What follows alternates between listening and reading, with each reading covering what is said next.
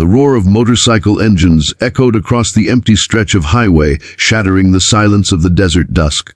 The setting sun bled into the horizon, painting the sky in streaks of crimson and amber. Dust swirled around the battered pickup truck parked on the shoulder, its hood lifted and steam curling into the cooling air. Beside it stood a man in his late 30s, broad-shouldered but wary, his eyes shadowed with exhaustion and the kind of quiet sadness only those who've seen too much carry. His name was Daniel Cole, a Marine Corps veteran and single father trying to keep his life and his truck running on little more than faith and fumes. He had his daughter Lily asleep in the passenger seat, her head resting on a worn-out teddy bear that had been to more motels and truck stops than most adults. She was 7, with a smile that used to light up his world, but lately had been replaced by worry lines too young for her small face. The two of them were running from memories, his of the battlefield, hers of a mother who'd left when things got hard. That's when Daniel heard it, a deep, synchronized growl rising from behind. At first, it sounded like thunder rolling across the desert, but as it grew closer, the sound became unmistakable. Motorcycles, dozens of them. Before he could even process what was happening, a wave of chrome and leather surrounded his truck. 20 bikes, forming a tight circle, their riders cutting the engines in unison. Dust hung thick in the air as Daniel's pulse began to race.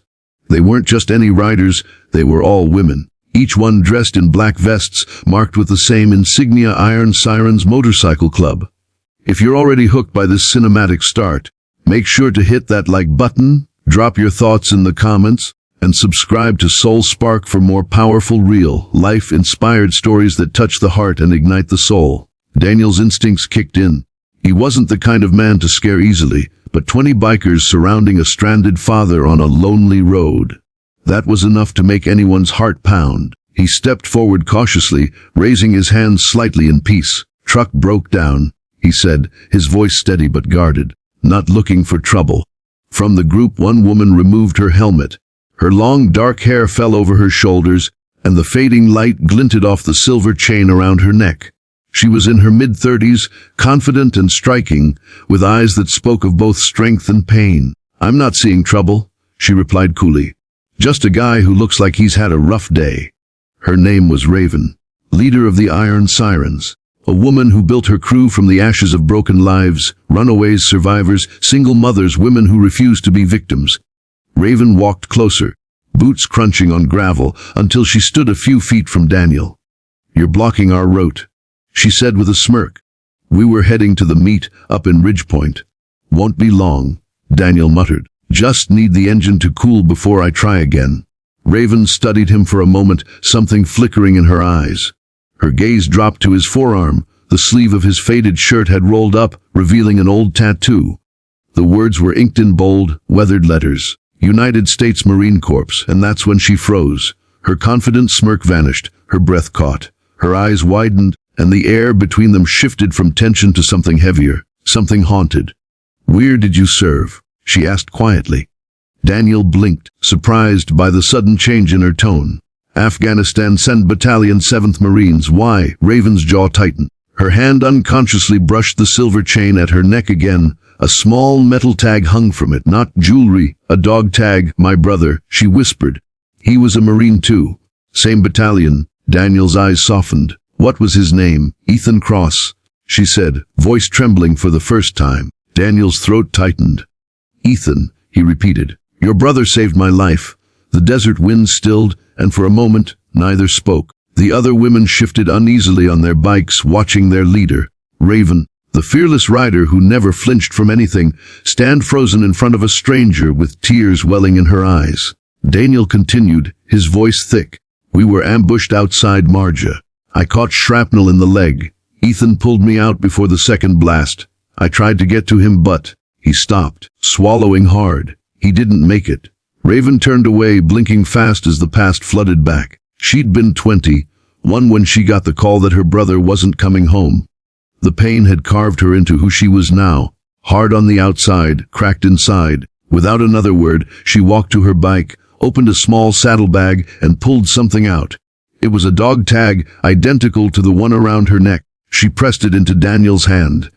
He always said if anything happened to him, someone would be alive to tell his story. Maybe that's you. Daniel looked at the tag, his chest tightening as he read the name. He was a good man, he said softly. The best. Raven nodded. He was my whole family. Lily, who had woken up during the exchange, peeked out the truck window. Daddy, she said softly. Are we okay? Daniel smiled at her, then looked back at Raven. We're okay now. Raven exhaled, then turned to her crew. Ladies were staying. The iron sirens dismounted, spreading out with surprising warmth and purpose. One of them checked the truck engine, another offered water to Lily, and a third laid out a tarp for shade. The tension dissolved into a quiet sense of camaraderie, a group of women who, despite their fierce exteriors, carried hearts that had been broken and rebuilt more than once. As the sun set fully and the stars began to appear, the unlikely group shared stories around a small campfire.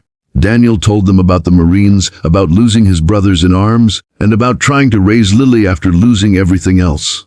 Raven shared how the Iron Sirens had started, not as a gang, but as a sisterhood of survivors who found power in the open road. You know, Daniel said, poking at the fire with a stick, people see bikers and think they're outlaws. But I think you're warriors too, just fighting different battles. Raven chuckled softly. We've all got our wars, Marine.